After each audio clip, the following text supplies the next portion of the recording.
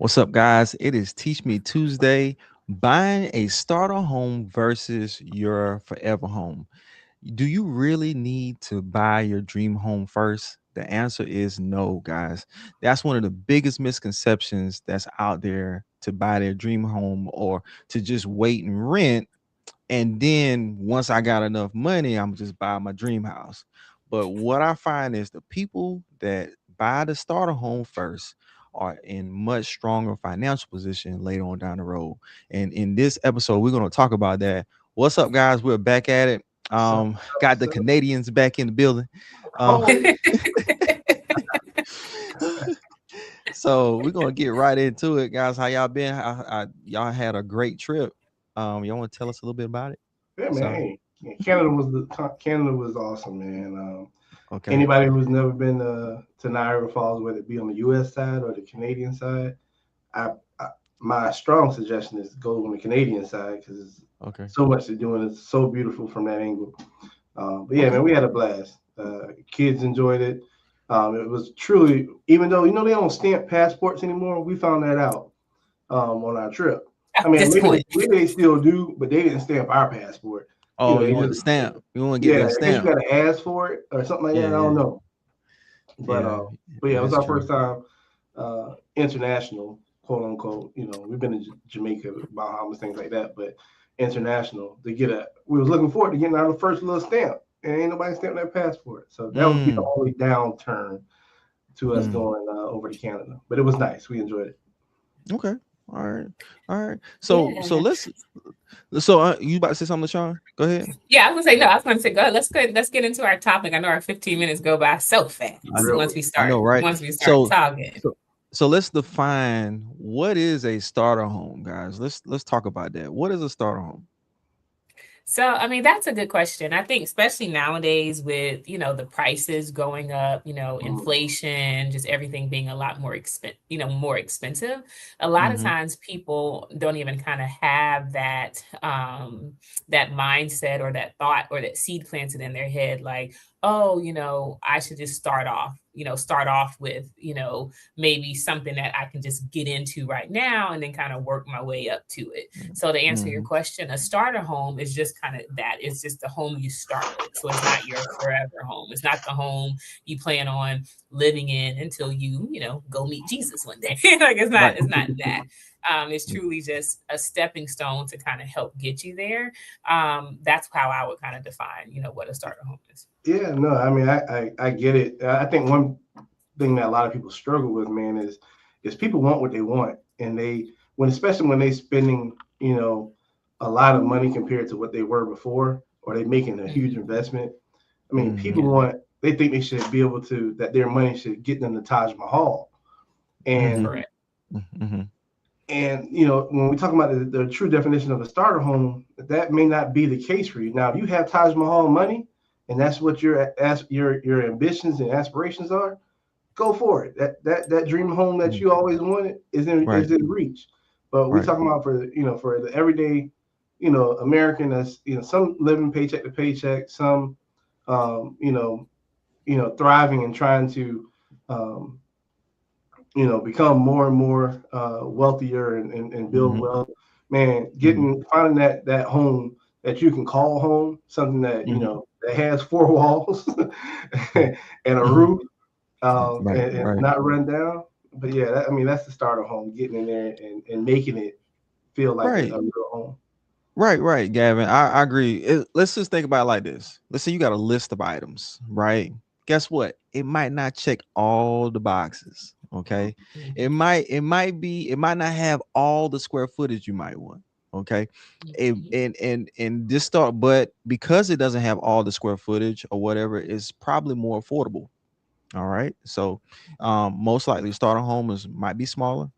It's more affordable, um, easier to qualify for because of the lower price point.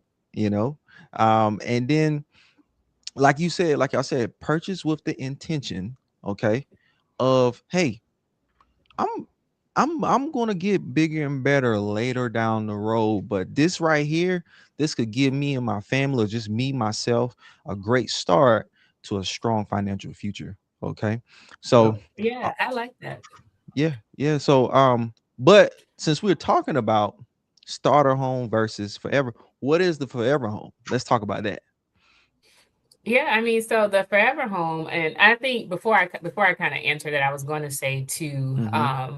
Of course, everybody's situation is different. Everybody's in a different position in life. Their Mm-hmm. family structure is different. Things like that. Of course, I mean, I truly have Gavin and I have had clients. I'm real. I know you work with older clients. I've had people who are Mm-hmm. 70, 80 years old buying a house for the first time or Right, either maybe right, right, downsizing or something like that, and so that may truly be their forever home, which is a right. home that you plan on pretty much staying in forever. You have no intentions on selling it or Mm. moving again or anything like that. But you know what? Um, It's not to cut you off, but I think mhm, the term, I think it's kind of interchangeable. I think the term forever home is it's somewhat seasonal. I think because I just think about us. I think we've bought in a sense two forever homes so far, and we aren't done buying yeah, forever homes. Like our first upgrade, we bought our first house, starter home, second house. Man, it got the square footage, everything we wanted. It was a nice neighborhood we wanted to live in. But then we was like, oh, well, we want to be in a different school district because kids now, and Mm. we like this neighborhood better. So then now the home we live in now became our starter. I mean, our forever home. And then you know what? Guess what? We really want a pool in the house that we have now. To put a pool in that backyard isn't because we're on a corner lot. We don't want everybody in our business. So Mm. you know what? Mm-hmm. Now we may be in the market for another forever home. So I think Mm. it can change, um, Mm. and it's interchangeable. But that was my little 2 cents. good point. I mean, you Wow. have a really good point there, Gavin. Thanks for bringing that up. I mean, at the end of the day, I know we talked about this before. I think people have to change their mindset a lot when they go into purchasing a home.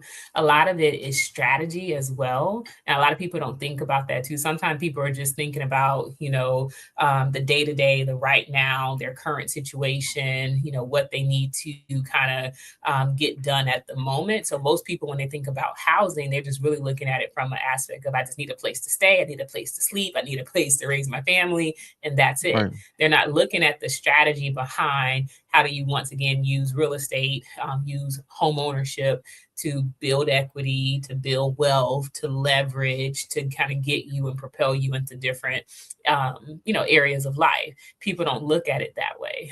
They're just thinking about it from that one dimensional I just need a roof over my head and I was paying rent, might as well pay, you know, Right. Right. mortgage or something like that. So Right. Absolutely. yeah. Absolutely. So let's compare the financial differences between a starter home compared to a forever home. What are some of the differences? One of the biggest ones is affordability. Okay. Right. Mhm. Most likely your forever home is going to be, it's going to be what you want. It's going to be all the bells and whistles, the Mhm. like the land, all the land you want, the Right. Right. backyard, the front yard. I'm working with a client right now, and it's so funny. After looking at a few homes, this will be a starter home for them. After looking at a few homes, they they they accept it. It's like, man, I know, like in my budget, you know, I'm gonna have to sacrifice on some Right. things.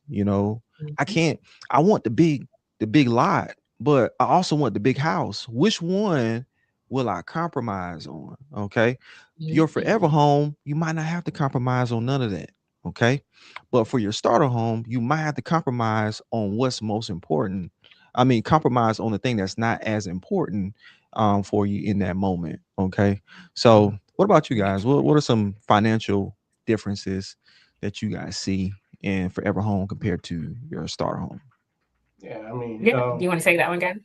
well, just to piggyback and add to it, I mean, of course, when you look at the affordability comes, the for your starter home, you're probably gonna have a lower mortgage because Mm, you're mm-hmm, financing less money to buy that home. Um, and on the flip side, for your forever home, it may cost you a little bit more because, mm-hmm. but also let me say, everybody's forever home isn't expensive.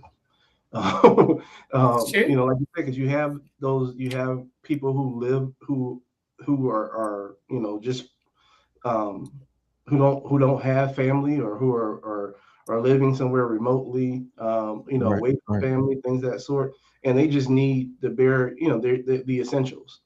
right. Um, Right. So there's there's the monthly payment. There's also the down payment. And Hmm. this is an important thing I want people to know as well. So of course you're going to have a smaller down payment the less you're financing, right? However, having the mindset of knowing that, hey, I'm getting in this starter home can lead to me have if you don't have, like, let's say you make the money. So a lot of people make the money, but they don't have the money saved to put Mm. down the down payment for that dream home that Hmm. they want. Hmm. And of course, there are programs and opportunities out there, but for the people who maybe a little bit credit challenged, who make the money to pay a $3,000 to $4,000 mortgage to get the dream home that they want right now, they can leverage what they do is if you buy that starter home and build equity from that starter home to then because if you have that problems or troubles with saving money, you've been trying to save money for years and you just can't save. Well, a mortgage acts as a piggy bank for you. It builds Mm. equity while you're paying Right. your mortgage.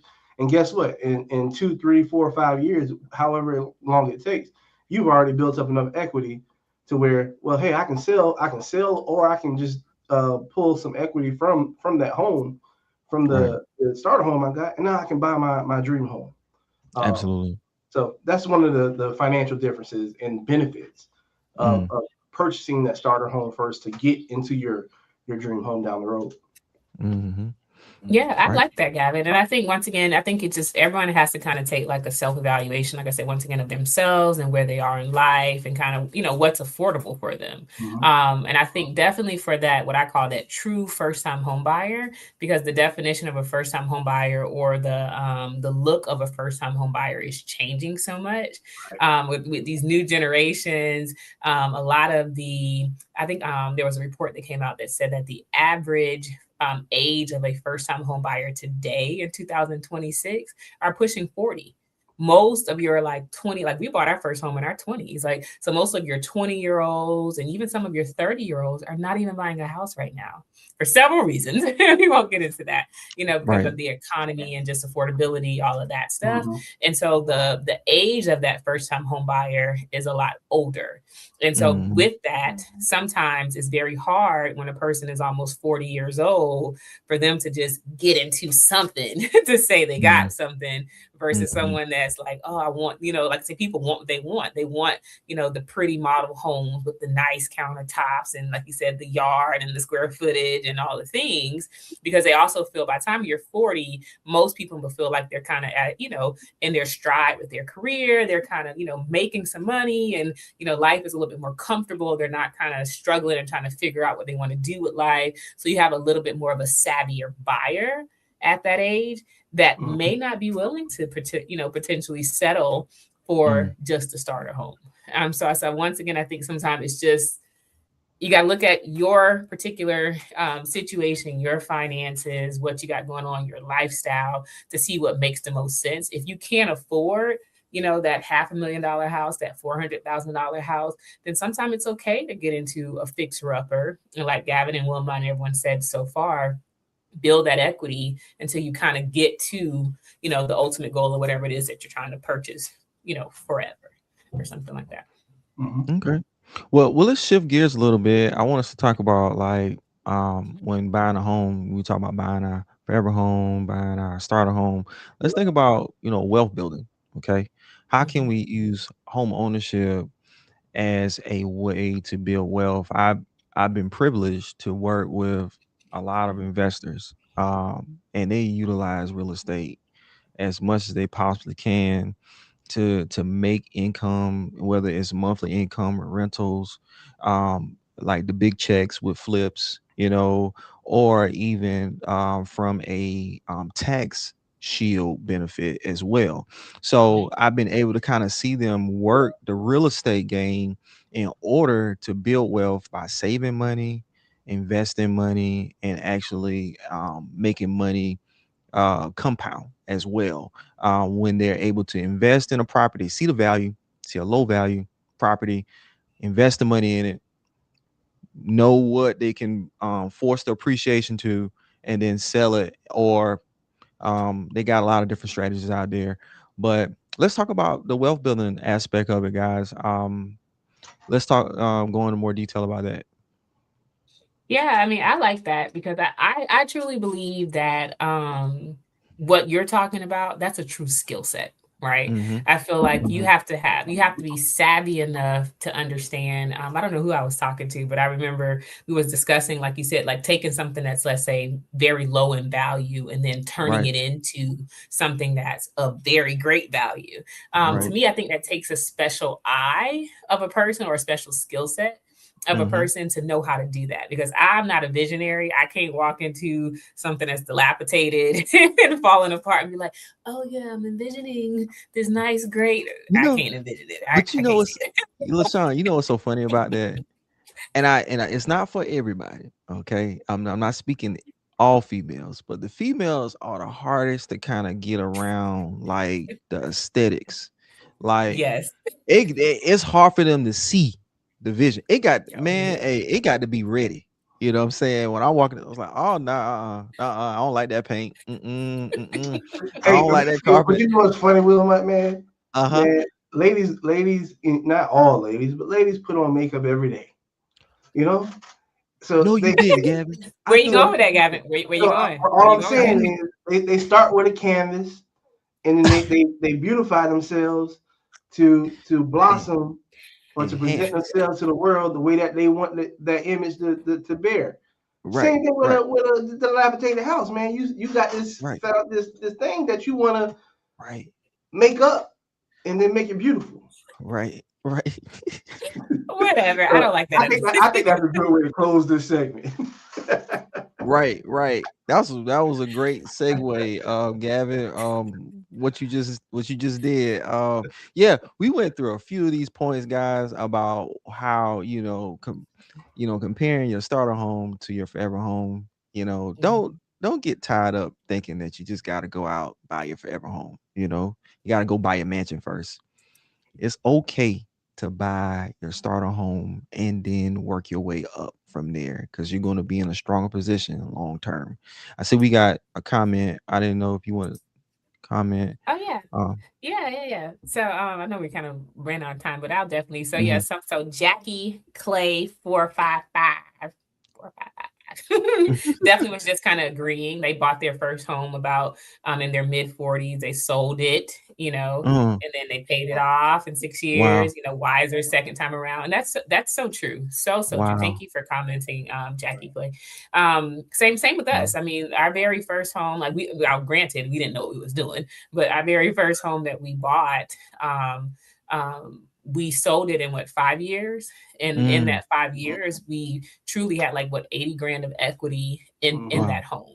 And that Wow. $80,000 allowed us to one pay off all my student loans. We was able to put a Got nice it down payment hard. on another house, bought a new car. Like, we did all kind of stuff that kind of just propelled us a little Mm, further in life, where we didn't wow. have all this debt, we didn't have all these other expenses anymore, and then we just kept building on that. And then we bought another house, took that equity, did something else. So we just kind of continued to leverage the equity that we built over the Mm, years through buying and acquiring real estate, to kind of help do that for us.